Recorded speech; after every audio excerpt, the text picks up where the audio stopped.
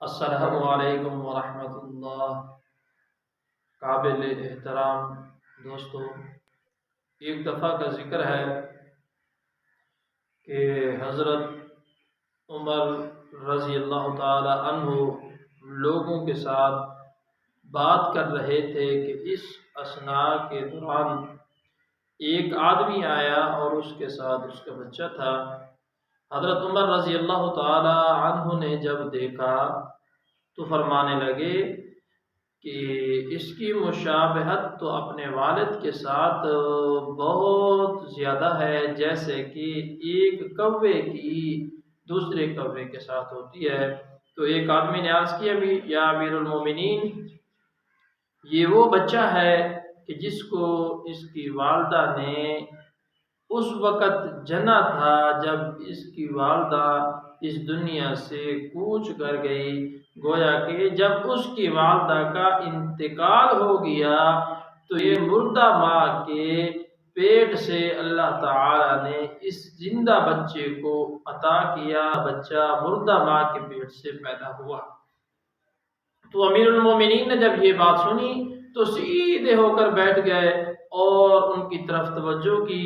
تو آدمی کہنے لگا کہ ایک دفعہ میں سفر کے لیے روانہ ہو رہا تھا، تو میری جو بیوی تھی وہ حاملہ تھی، اور اس حمل کے دوران میں جانے لگا تو میں نے کہا کہ میں سفر کے لیے جا رہا ہوں اور یہ جو میری امانت ہے میں اپنے اللہ کے پاس اس کو سپرد کر کے جا رہا ہوں۔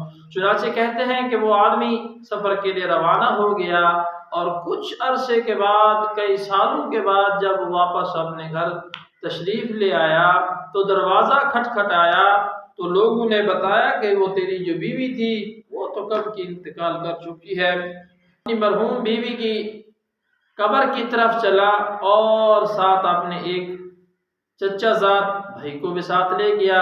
قبر پر کافی دیر بیٹھ کر وہ روتا رہا، دعا مانگتا رہا۔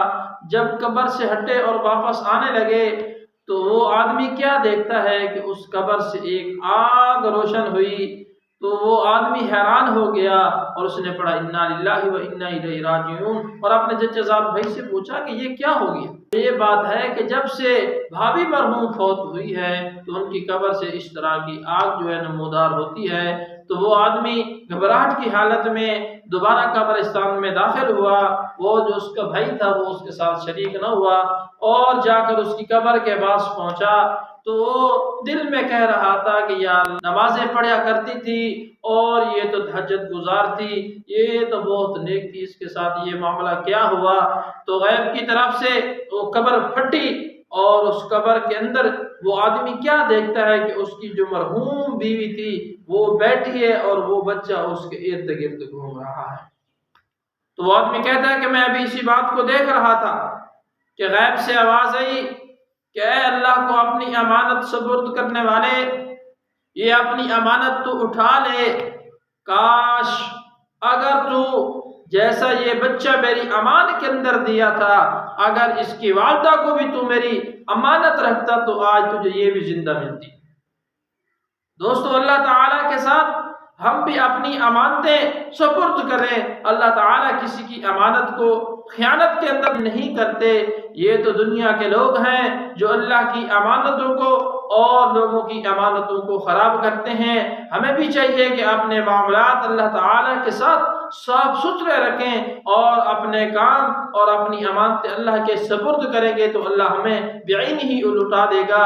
تو اللہ رب العزت سے دعا ہے کہ اللہ تعالیٰ مجھے اور آپ کو اس پر عمل پیرا ہونے کی